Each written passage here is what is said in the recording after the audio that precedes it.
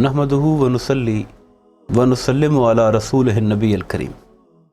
अम्मा बाद फ़ाऊज़ु बिल्लाहि मिनश शैतानिर रजीम, बिस्मिल्लाहिर रहमानिर रहीम।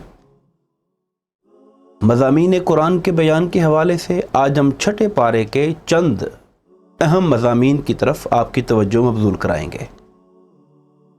छठे पारे की इब्तिदा ला युहिब्बुल्लाहुल जहर बिस्सूइ इल्ला मन ज़ुलिम, कि अल्लाह तबारक व तआला किसी बुरी बात का इजहार और ऐलान पसंद नहीं करता सिवाय उस शख्स से जिस पर कि जुल्म किया गया हो।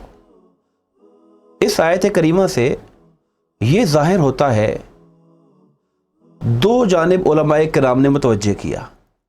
एक तो ये कि अगर किसी शख्स के साथ कोई ज़्यादती या जुल्म हो तो उसे यह हक पहुँचता है कि वो जुल्म के ख़िलाफ़ आवाज़ उठाए, और दूसरा ये बाज़ उलमा ने इसे गीबत के साथ भी जोड़ा है।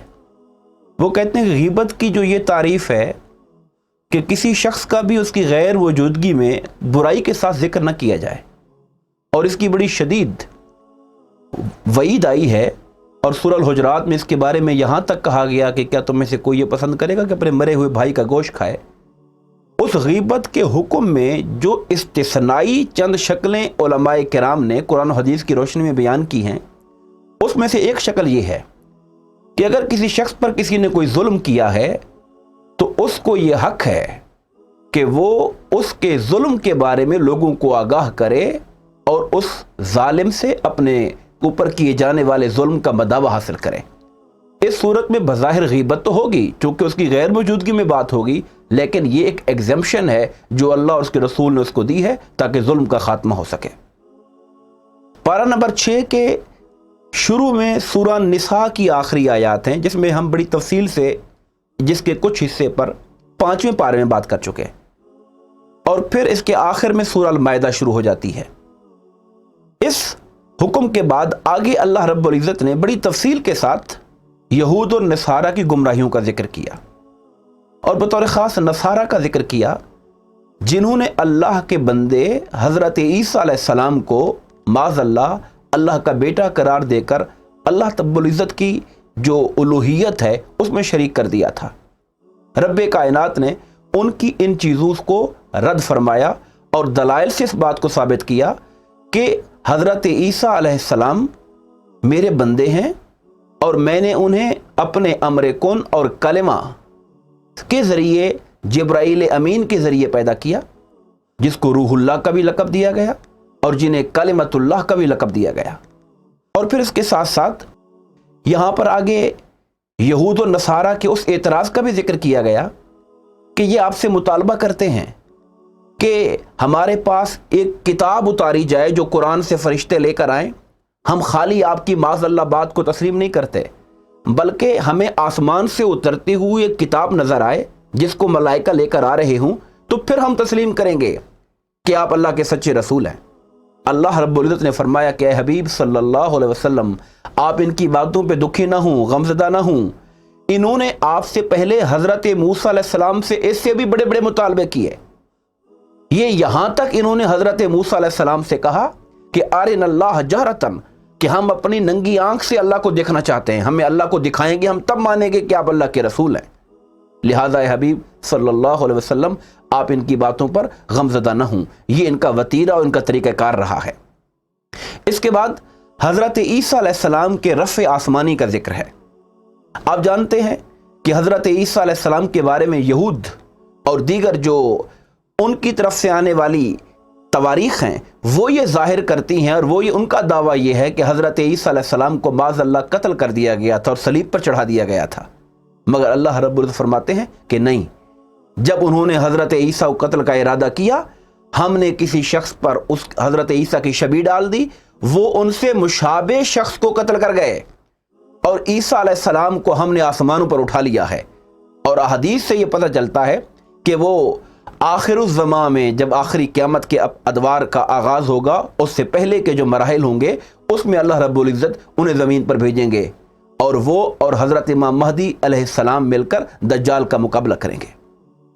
इसके बाद यहूद व नसारा को की गई जो नसीहतें हैं, उनमें से एक जिक्र जिसका मैं बतौर ख़ास आपके सामने करना चाहता हूँ, अहले किताब को मुखातिब करते हुए कहा गया कि या अहलल किताब ला तग़लू फ़ी दीनिकुम, کہ اے اہل کتاب اپنے دین میں غلو نہ کیا کرو۔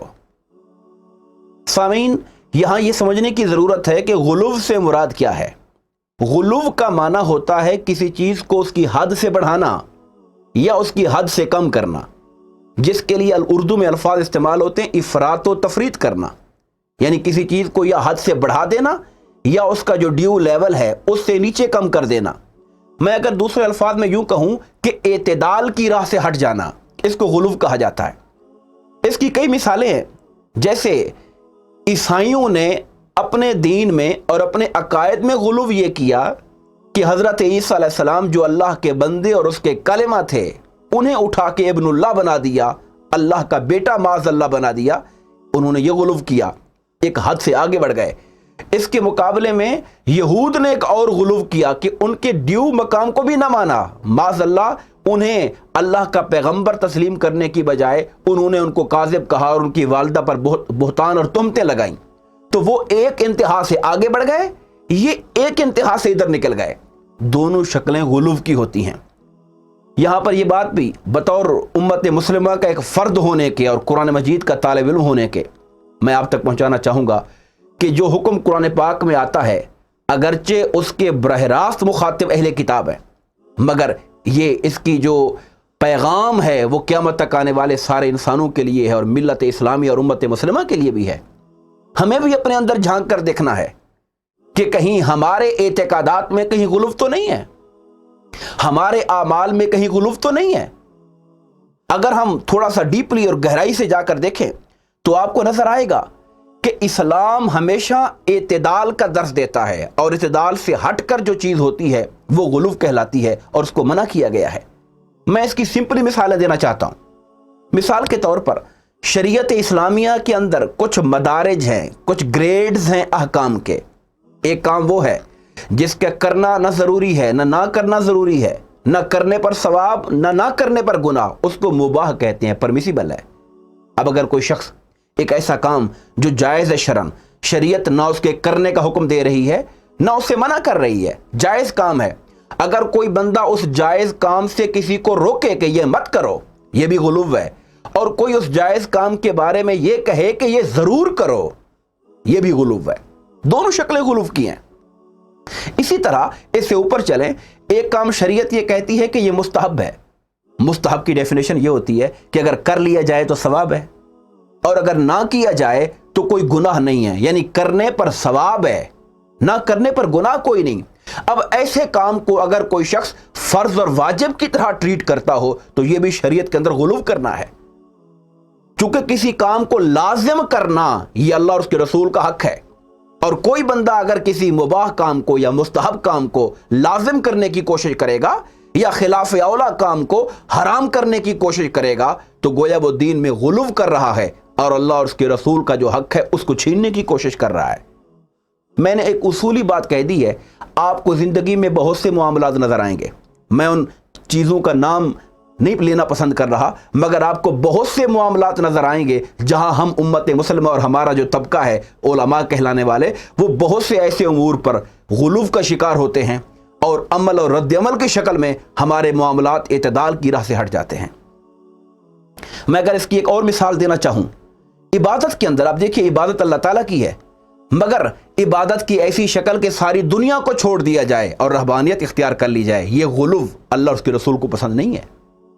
اور اسی طریقے سے مادیت اور دنیا داری میں اتنا انوالو ہو جایا جائے کہ انسان اپنے فرائض دین کو بھلا بیٹھے، یہ بھی غلو ہے، اللہ اور اس کے رسول کو پسند نہیں ہے۔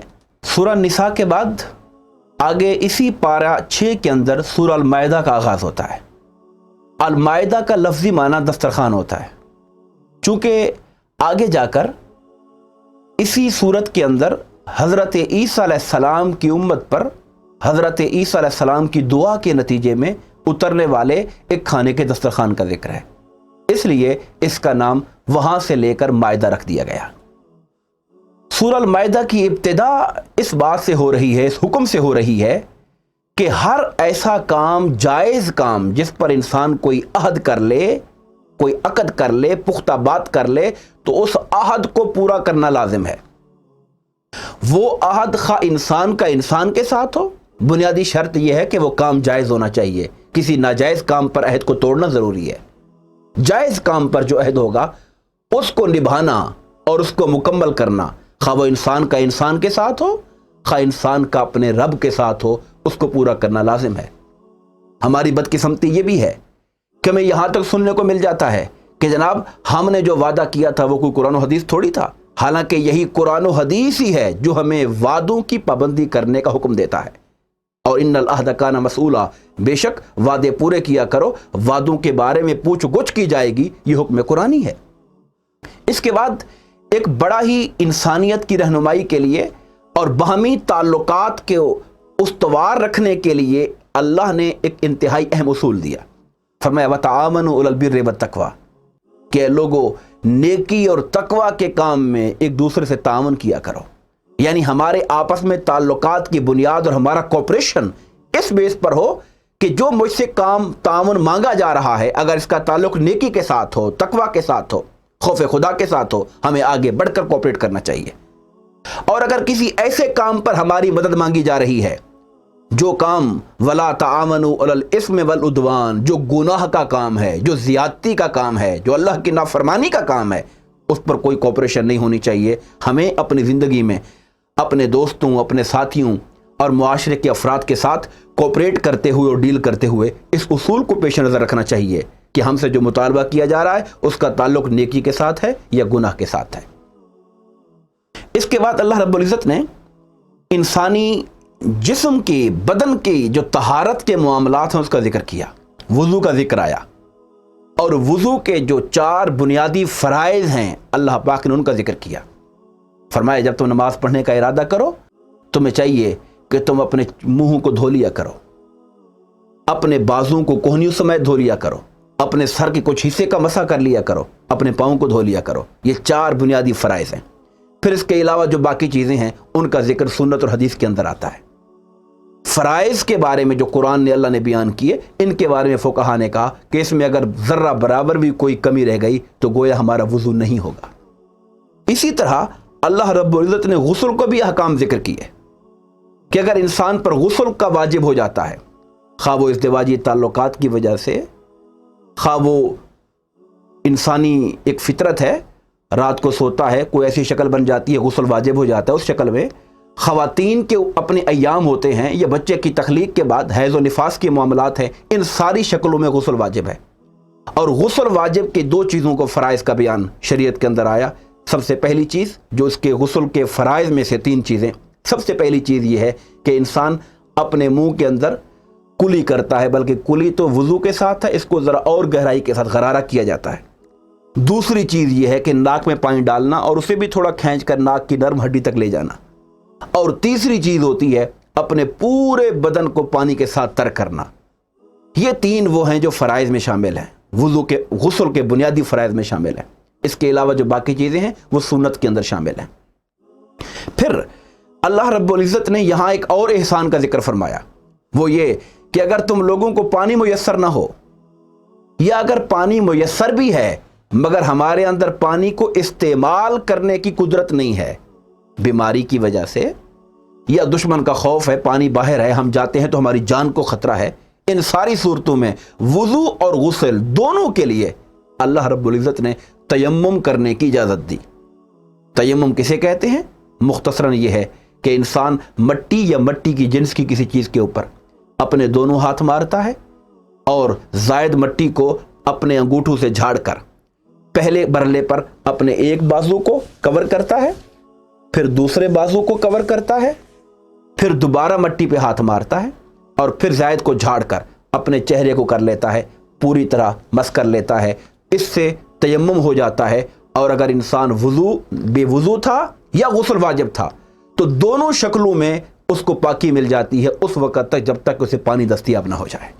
یہ اللہ پاک کی عظیم رحمت ہے جو اللہ پاک نے ہمارے نبی کریم حضور علیہ الصلوۃ والسلام کی برکت سے امت مسلمہ کو عطا فرمائی۔ اور پھر سورہ مائدہ کے اندر اگلا حکم یہ دیا، اور بڑا اہم حکم ہے جس کی طرف میں متوجہ کرنا چاہتا ہوں آج اپنے مسلمان بھائیوں کو، بہنوں کو۔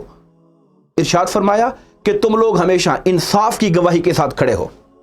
ہمارے آج معاشرے میں جو تباہی پیدا ہو رہی ہے وہ یہ ہے کہ ہم لوگ اپنے مفادات رشتہ داریاں اور برادریوں کو ترجیح دیتے ہیں۔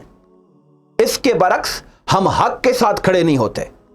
اس حق کے ساتھ کھڑے نہ ہونے کی وجہ سے معاشرے کے اندر ظلم بپا ہوا ہے، لوگوں کو ان کا حق نہیں مل رہا ہے، میرٹ ختم ہو چکا ہے۔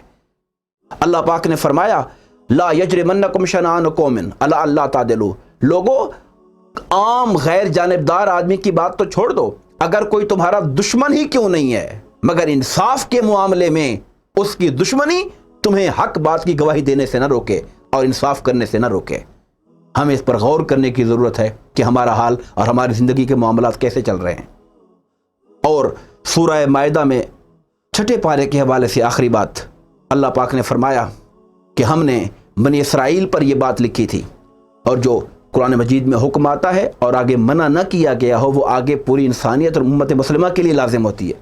فرمایا من قتل نفسا بغیر نفس، جس نے کسی جان کو ناحق قتل کیا، فکأنما قتل الناس جميعا، گویا اس نے پوری انسانیت کو قتل کر دیا۔ اور اسی طرح ومن احیاہا، اور جس نے کسی جان کی زندگی کا سامان پیدا کیا، اس کی زندگی بچانے کے لیے اپنا رول پیدا کیا، گویا اس نے پوری انسانیت کو بچا لیا۔